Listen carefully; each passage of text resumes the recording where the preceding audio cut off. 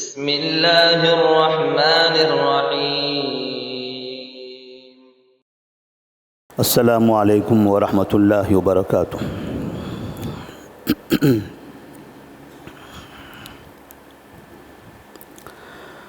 اعوذ باللہ من الشیطان الرجیم، بسم اللہ الرحمن الرحیم۔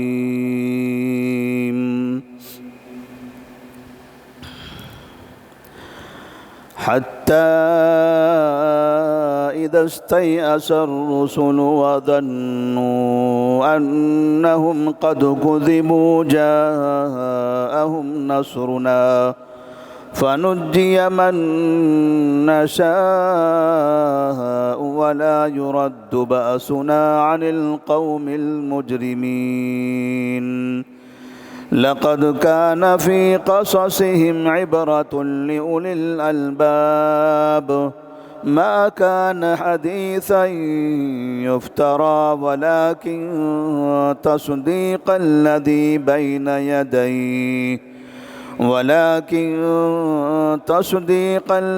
بين يديه وتفصيل كل شيء وهدى ورحمة لقوم يؤمنون۔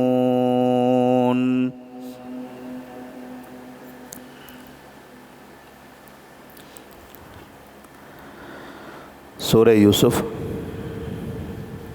آیت نمبر 110 اور 111۔ سورہ یوسف کی یہ آخری دو آیات ہیں۔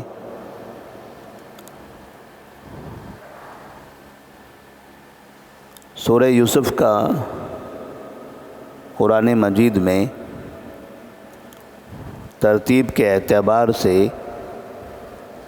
12واں نمبر ہے، اور اس میں آیتیں 111 ہیں۔ بعض علماء نے علمی لطیفے کے طور پر، ایک علمی نکتے کے طور پر یہ بات بیان کی ہے کہ اس میں یوسف علیہ السلام اور ان کے 11 بھائی، اس طرح یعقوب علیہ السلام کے مکمل 12 بیٹوں کا ذکر ہے، اور قرآن کی ترتیب کے اعتبار سے بھی یہ سورہ 12ویں نمبر پر ہے، اور 111 کے حساب سے بھی کسی نے کہا کہ اس میں 1 اور 11 کہ یوسف علیہ السلام اور ان کے اپنے 11 بھائی۔ تو کہتے ہیں کہ اگر کسی کو سورہ یوسف کی آیتیں یاد کرنی ہو کہ سورہ یوسف میں کتنی آیتیں ہیں، تو وہ اس نقطے سے یاد رکھ سکتا ہے کہ یوسف علیہ السلام 1 اور ان کے 11 بھائی، تو اس طرح سے 111۔ اور یعقوب علیہ السلام کے مکمل 12 بیٹے تھے، تو اس اعتبار سے یہ سمجھیے کہ قرآن مجید میں سورہ یوسف کا 12واں نمبر ہے۔ اللہ تبارک و تعالی نے سورہ یوسف کی آخری آیتوں میں جہاں یوسف علیہ السلام کا واقعہ ختم ہوا، وہاں نبی کریم صلی اللہ علیہ وسلم سے خطاب شروع کیا۔ سورہ یوسف کی ابتدا نبی کریم صلی اللہ علیہ وسلم سے ہوتی ہے، اور اس کی انتہا بھی نبی صلی اللہ علیہ وسلم سے ہوتی ہے، یعنی ابتدا میں بھی نبی سے خطاب تھا اور انتہا میں بھی نبی سے خطاب ہے۔ درمیان میں یوسف علیہ السلام کے کئی قصے موجود ہیں، اور قرآن مجید میں جن انبیاء علیہ السلام کے واقعات بیان کیے گئے ہیں، ان میں سے یوسف علیہ السلام ایسے واحد نبی ہیں جن کا واقعہ ابتدا سے انتہا تک ترتیب کے ساتھ ایک ہی جگہ پر جمع کر دیا گیا۔ ایسا دوسرے نبیوں کے ساتھ نہیں ہوا۔ دوسرے انبیاء علیہم السلام کے واقعات کو سورہ بقرہ سے لے کر آخری پارے تک الگ الگ جگہ پر ایک ایک واقعے کی طرف یا کسی ایک محاورے کی طرف، ان کے کسی پیغام کی طرف، یا ان کی قوم کی سرکشی یا ان کے اپنے واقعات کی طرف اشارہ کیا گیا ہے۔ کبھی ایک نبی کے واقعات کو کئی صورتوں میں بیان کیا جاتا ہے، اور کبھی کبھار ایک ہی جگہ پر 3، 4، 5، 6، 7 نبیوں کے واقعات کو ترتیب سے ایک ہی جگہ پر بیان کرتے ہیں۔ لیکن ان تمام واقعات میں کہیں پر بھی یوسف علیہ السلام کا واقعہ نہیں ہے۔ وہاں آدم علیہ السلام کا ہے، نوح علیہ السلام کا ہے، موسیٰ علیہ السلام کا ہے، اور شعیب علیہ السلام کا ہے، عیسیٰ علیہ السلام کا ہے، ایسے لوط علیہ السلام کا ہے، مگر یوسف علیہ السلام کا واقعہ باقی کسی بھی جگہ پر نہیں ہے۔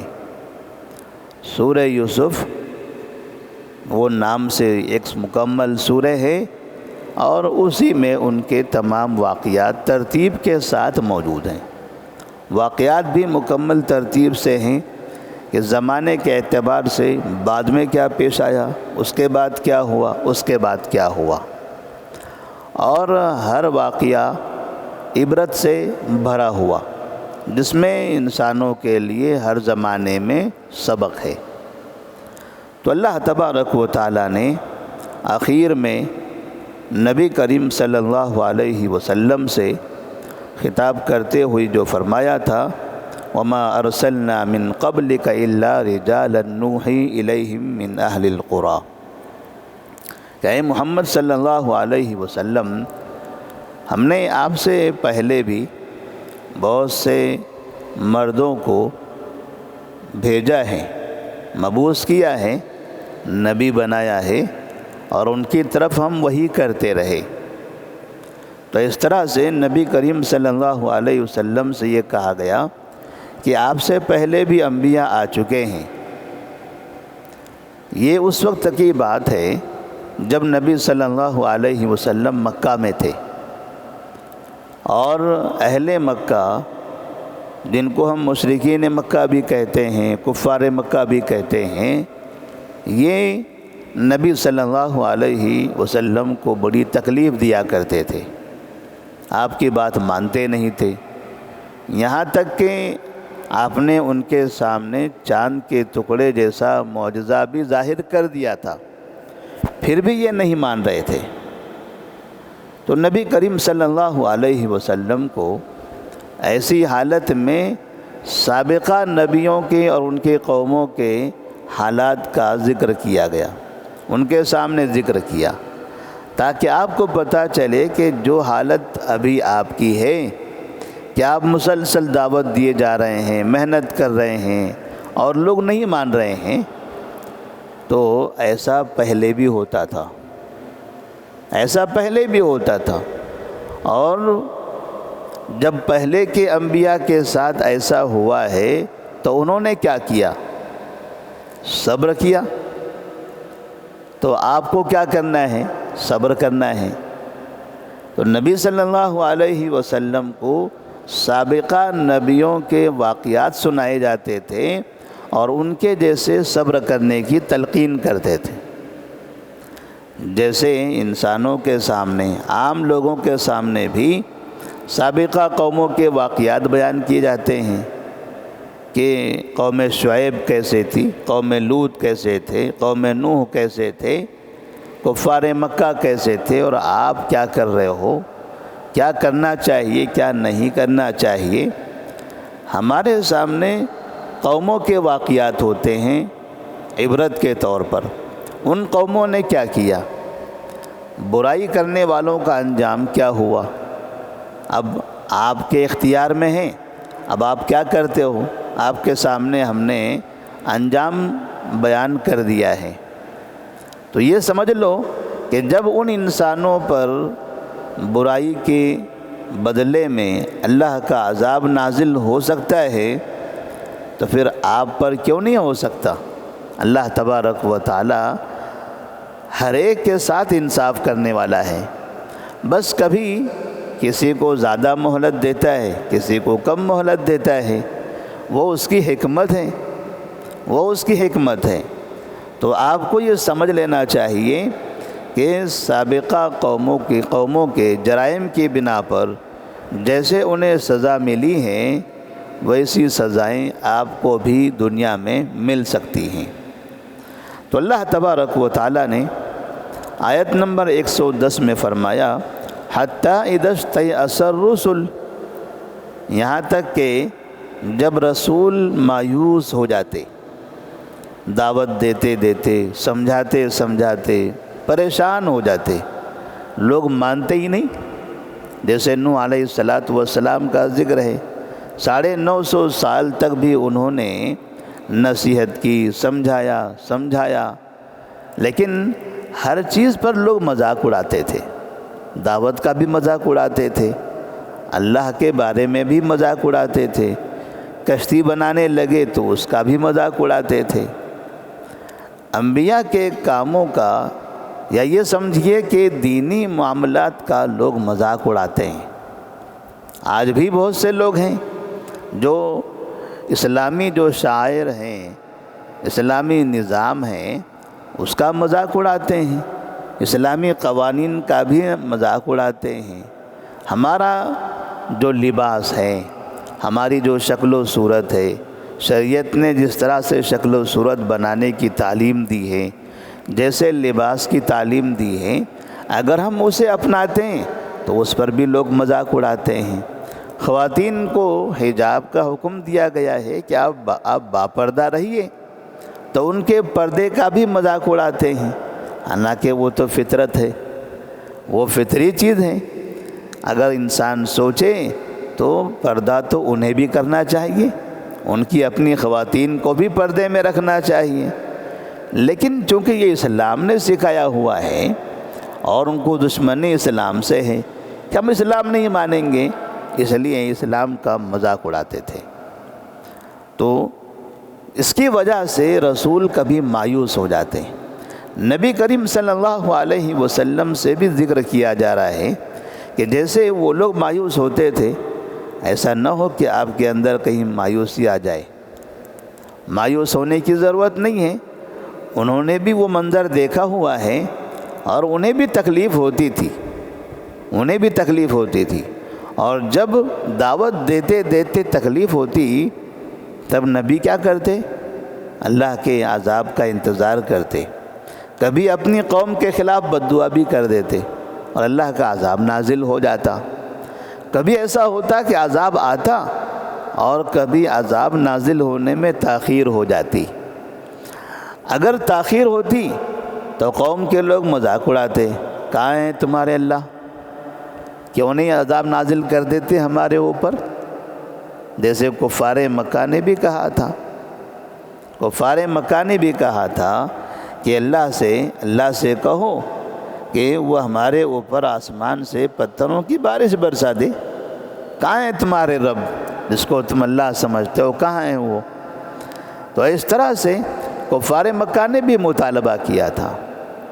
وَظَنُّوا أَنَّهُمْ قَدْ كُذِبُوا، وہ لوگ گمان کرتے ہیں کہ ان کے ساتھ جھوٹ بولا گیا ہے، انہیں جو کہا گیا ہے کہ اگر برائی کرو گے تو اللہ کا عذاب نازل ہوگا، تو عذاب تو نازل نہیں ہو رہا ہے، اس کا مطلب نبیوں نے ہمارے ساتھ جھوٹ بولا ہے، نبیوں نے ہمارے ساتھ جھوٹ بولا ہے، ہمیں جھوٹ بولا گیا ہے کہ ایک برائی کرو گے، نبی کو نہیں مانو گے تو عذاب آئے گا۔ کہاں ہے؟ ہم تو نہیں مان رہے نا، عذاب کیوں نہیں آتا ہے؟ آج بھی بہت سے مسلمانوں کا یہ عالم ہے، ہم برائی کر رہے ہیں، کیا ہوگا؟ مرنے کے بعد ہی تو ہوگا نا، دنیا میں تو کچھ نہیں ہے نا، جب دیکھا جائے گا مرنے کے بعد حساب لے لیں گے۔ اللہ تعالیٰ غفور ہے، رحیم ہے، رحمان ہے، ارحم الراحمین ہے، 70 ماہ سے زیادہ محبت کرنے والا ہے، ایسی لوریاں لوگوں کو سناتے رہتے ہیں۔ کرو برائی، یہاں برائی کر لو، یہی تو موقع ہے، بعد کا کس نے دیکھا ہے؟ اللہ تبارک و تعالیٰ اتنے انسانوں کے درمیان میں آپ ہی کو پکڑنے والا ہے۔ کتنی بھیڑ ہے، آدم علیہ السلام سے لے کر قیامت تک کتنے انسان آنے والے ہیں، اتنے لوگوں میں آپ کو ہی زیادہ اہمیت دی جائے گی کہ آپ کا پورا حساب ہوگا۔ یہ کہاں سے ہوگا؟ اتنی بھیڑ میں ہم کہاں سے نکل جائیں گے پتہ بھی نہیں چلے گا، اس کے بغل سے گھس جائیں گے جنت کے اندر، معلوم بھی نہیں پڑے گا۔ لوگ اس طرح کی بہکی باتیں کرتے ہیں اور برائی کی طرف لوگوں کو راغب کرتے ہیں، ہمت دلاتے ہیں برائی کرنے پر۔ تو وَظَنُّوا أَنَّهُمْ قَدْ كُذِبُوا، وہ یہ سمجھتے تھے کہ ان کے ساتھ جھوٹ بولا گیا ہے، حالانکہ جھوٹ نہیں بولا گیا، انہیں مہلت دی گئی تھی، لیکن وہ یہ سمجھ رہے تھے کہ بس اب کچھ نہیں ہونے والا ہے۔ جاءہم نصرنا، ایسا وہ سمجھتے ہی تھے کہ پھر ان کے پاس ہماری مدد آ گئی، یعنی اہل ایمان کے پاس، نبیوں کے پاس ہماری مدد آ جاتی، ان کی مدد آ جاتی، مطلب ان کے اوپر عذاب نازل ہو جاتا۔ جاءہم نصرنا فنجی من نشاء، تو جسے ہم چاہتے اسے ہم نجات دے دیتے، جسے ہم چاہتے اسے اس عذاب سے نجات دے دیتے، جسے چاہتے مطلب اہل ایمان کو اور نبیوں کو۔ وَلَا يُرَدُّ بَأْسُنَا عَنِ الْقَوْمِ الْمُجْرِمِينَ، ہمارا عذاب مجرم قوم سے کبھی لوٹایا نہیں جائے گا۔ جو قوم جرم کرے گی اسے یہ سمجھ لینا چاہیے کہ ان کے اوپر تو عذاب نازل ہو کر رہے گا۔ جرائم کا ارتکاب کرنے والے، کفر کرنے والے، شرک کرنے والے، ظلم کرنے والے اور حرام روزی کا استعمال کرنے والے یہ سمجھ لیں کہ اللہ تبارک و تعالیٰ کا عذاب آ کر رہے گا۔ وَلَا يُرَدُّ بَأْسُنَا عَنِ الْقَوْمِ الْمُجْرِمِينَ لَقَدْ كَانَ فِي قَصَصِهِمْ عِبْرَةٌ لِأُولِي الْأَلْبَابِ، آخری آیت میں اللہ تبارک و تعالیٰ نے فرمایا کہ ان کے قصوں میں عقل مندوں کے لیے عبرت ہے۔ لَقَدْ كَانَ فِي قَصَصِهِمْ عِبْرَةٌ لِأُولِي الْأَلْبَابِ، یقیناً ان کے قصوں میں عقل مندوں کے لیے عبرت ہے۔ جو قصے بیان کیے جاتے ہیں انبیاء کے بھی اور ساتھ میں اس سورہ کے اندر کے قصوں میں بھی عقل مندوں کے لیے عبرت ہے۔ کیسے اللہ تبارک و تعالیٰ نے یوسف علیہ السلام کو بھائیوں کے حسد سے بچایا، حسد کرنے والوں کا انجام کیا ہوا، کیسے اللہ تبارک و تعالیٰ نے صبر کرنے والے یعقوب علیہ السلام کو ان کا بہترین بدلہ عطا فرمایا، کیسے اللہ تبارک و تعالیٰ نے یوسف علیہ السلام کو جن کے ساتھ ظلم ہو رہا تھا، جن کے ساتھ زیادتی ہو رہی تھی، انہوں نے اس حالت میں بھی صبر کیا تو اللہ تبارک و تعالیٰ نے ایک دن انہیں اونچا مقام عطا کیا۔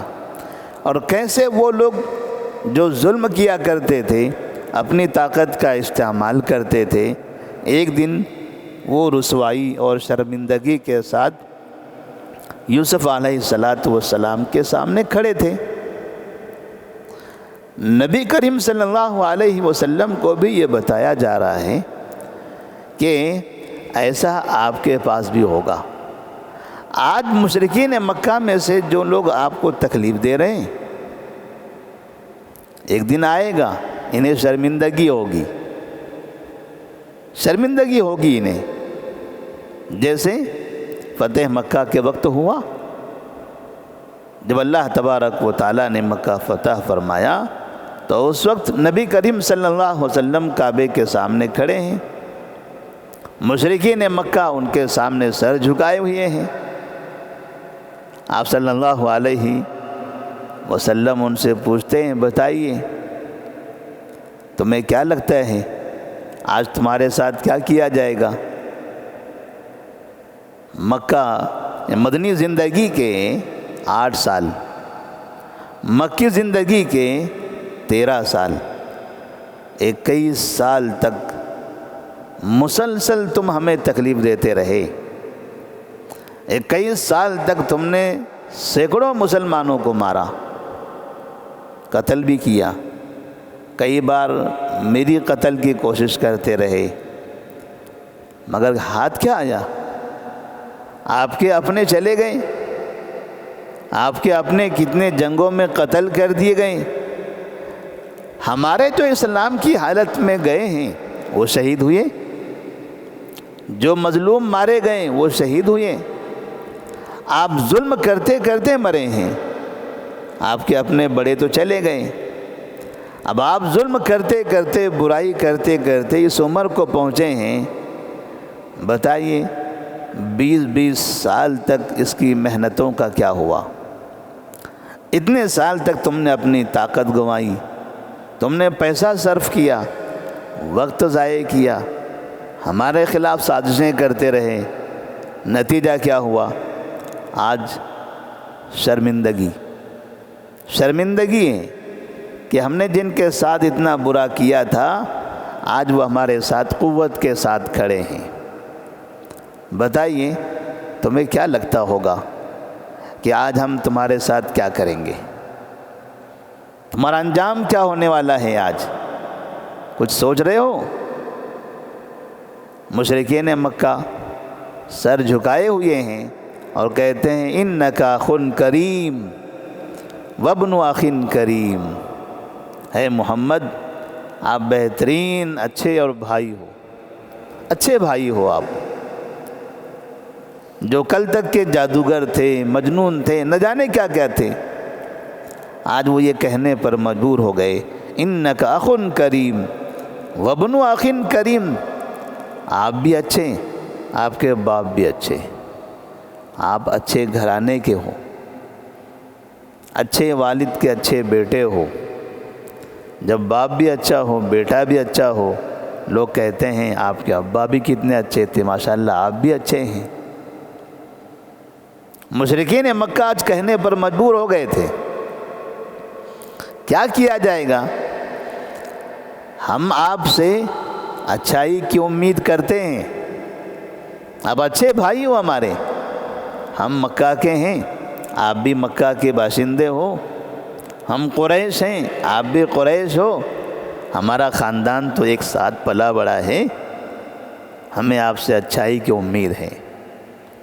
نبی کریم صلی اللہ علیہ وسلم نے کہا لا تثریب علیکم اليوم اذهبوا فانتم الطلقاء، ٹھیک ہے، اچھی امید ہم سے رکھتے ہو، ہم تو اسی لیے آئے تھے کہ آپ کا بھلا ہو، ہم 20 سال سے آپ کی بھلائی چاہتے تھے، آج جو بھلائی ہم آپ سے چاہ رہے ہیں یہ ہم آپ سے 20 سال پہلے بھی چاہتے تھے، سمجھنے میں آپ کو دیر ہو گئی، یہ نہ سمجھنا کہ ہم پرانا حساب لیں گے، ہم آپ کے جرائم کی سزا دیں گے، نہیں، لا تثریب علیکم اليوم، آج کوئی مواخذہ نہیں ہوگا، کسی بھی مسئلے کا سوال نہیں ہوگا، کوئی نہیں پوچھے گا کہ بلال کو مارنے والوں کو لاؤ، کوئی نہیں کہے گا کہ محمد پر ظلم کرنے والوں کو گرفتار کرو، نہیں، اذهبوا فانتم الطلقاء، جاؤ تم سب آزاد ہو۔ اب سوچو گھر میں بیٹھ کر تنہائی میں تم نے کیا کیا تھا اور آج تمہارے ساتھ کیا کیا جا رہا ہے، اب آئندہ تمہیں کرنا کیا ہے؟ اسلام قبول کرنا ہے یا پھر مکہ چھوڑ کے یہاں سے نکل جانا ہے؟ اب یہ فیصلہ آپ کے ہاتھ میں ہے۔ نبی کریم صلی اللہ علیہ وسلم کو یوسف علیہ السلام کا واقعہ بتایا جا رہا ہے کہ کہ جن بھائیوں نے اتنے سال تک تکلیف میں مبتلا کر دیا، آخر وہ بھائی سامنے آئے، وہ بھائی سامنے آئے۔ یوسف علیہ السلام دیکھ رہے ہیں یہ وہ 10 بھائی ہیں، 11ویں تو چھوٹے تھے، کنویں میں ڈالنے والے یہ 10 بھائی تھے، 10 کے 10 سامنے کھڑے ہیں۔ یوسف علیہ السلام کہتے ہیں کوئی بات نہیں، آج تمہارا کوئی حساب نہیں، تم سب کو معاف کر دیا گیا۔ بھائیوں نے معافی چاہی، معذرت کی، افسوس کا اظہار کیا، یوسف علیہ السلام نے معاف کر دیا۔ اور نبی کریم صلی اللہ علیہ وسلم نے فتح مکہ کے وقت کہا میں بھی تم سے ایسے ہی کہوں گا جیسے یوسف نے اپنے بھائیوں سے کہا تھا، تم بھی میرے بھائی ہو، اسی شہر کے باشندے ہو، ہم آپس میں بھائی ہیں، آدم کی اولاد ہیں، جیسے وہ ایک باپ کے بیٹے کے حساب سے بھائی تھے، ہم بھی ایک باپ آدم علیہ السلام کے بیٹوں کے حساب سے بھائی ہیں۔ جیسے یوسف نے اپنے بھائیوں کو معاف کر دیا تھا، جاؤ آج میں بھی اپنے بھائیوں کو معاف کرنے کا اعلان کرتا ہوں۔ لقد کان فی قصصہم عبرۃ لأولی الالباب، ان قصوں میں عقل مندوں کے لیے عبرت ہوتی ہے۔ ما کان حدیثا یفترا، یہ کوئی گڑھی ہوئی بات نہیں ہے، یہ قرآن مجید کوئی ادھر ادھر کے بنائے ہوئے قصے نہیں ہیں۔ ما کان حدیثا یفترا ولکن تصدیق الذی بین یدیہ، بلکہ یہ سامنے جو کتابیں پہلے جو کتابیں گزر چکی ہیں ان کی تصدیق کرنے والی ہیں۔ کوئی یہ نہ سمجھے کہ ہم تورات کے خلاف ہیں، ہم زبور کے خلاف ہیں، ہم انجیل کے خلاف ہیں، سابقہ نبیوں کے خلاف یہ نبی ہیں۔ موسیٰ علیہ السلام کو ماننے والا وہ نبی کو مانے، کیونکہ نبی موسیٰ علیہ السلام کے خلاف نہیں بولتے ہیں، یہ انہی کی بات کو آگے بڑھا رہے ہیں۔ عیسیٰ علیہ السلام کو ماننے والے نبی پر ایمان لے آئیں، کیوں؟ اس لیے کہ نبی صلی اللہ علیہ وسلم عیسیٰ علیہ السلام کے مشن کو آگے بڑھا رہے ہیں، کوئی دوسری نئی بات نہیں لا رہے ہیں۔ انہیں یہ سبق دیا جا رہا تھا لیکن وہ سمجھ نہیں رہے تھے۔ عیسائی سمجھتے تھے کہ ہم نے عیسیٰ علیہ السلام پر ایمان لایا ہے، اب ہمیں نہ قرآن کی ضرورت ہے نہ محمد کی ضرورت ہے۔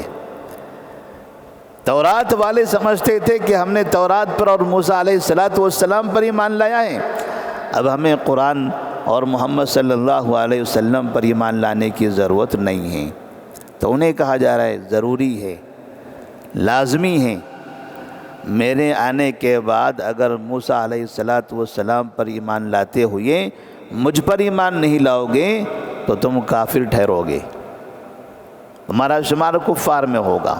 ولیکن تصدیق الذی بین یدیہ وتفصیل کل شیء، ہر چیز کی تفصیل، اس کتاب میں ہر چیز کی تفصیل ہے۔ آپ کو دنیا کا جو مسئلہ چاہیے اس کے لیے یہاں اصول، ضابطے، قاعدے ضرور ملیں گے، یہاں قاعدے ملیں گے، بعض جگہوں پر بہت تفصیل کے ساتھ اور بعض جگہوں پر اشاروں کے ساتھ، لیکن ایسے اصول اور ضابطے ہیں جس کے ماتحت آپ لاکھوں مسائل حل کر سکتے ہو۔ تفصیل کل شیء وَهُدًى وَرَحْمَةً لِقَوْمٍ يُؤْمِنُونَ، اور ایمان لانے والی قوم کے لیے ہدایت ہے اور رحمت بھی ہے، رہنمائی کی کتاب ہے، یہ ہدایت ہے، لوگوں کو صحیح راستہ دکھانے والی کتاب ہے، اور پڑھنے والوں کے لیے، عمل کرنے والوں کے لیے ان کی زندگی میں یہ رحمت بھی ہے، آپ کو یہ راستہ بھی دکھائے گی اور ساتھ میں آپ کی زندگی میں رحمتوں کا سبب بھی بنے گی۔ اسے پڑھیے، اس پر ایمان لائیے، اس پر عمل کیجئے، اللہ تبارک و تعالیٰ گھر میں برکت بھی نازل کرے گا۔ یہاں پر یوسف علیہ السلام کا یہ قصہ اور سورہ یوسف کی تکمیل ہوتی ہے۔ اللہ سے دعا ہے کہ اللہ تبارک و تعالی ہم تمام کو قرآن مجید کی باتوں پر عمل کرنے، ایمان لانے، عمل کرنے، اس سے عبرت حاصل کرنے کی توفیق عطا فرمائے۔ والسلام علیکم ورحمۃ اللہ وبرکاتہ۔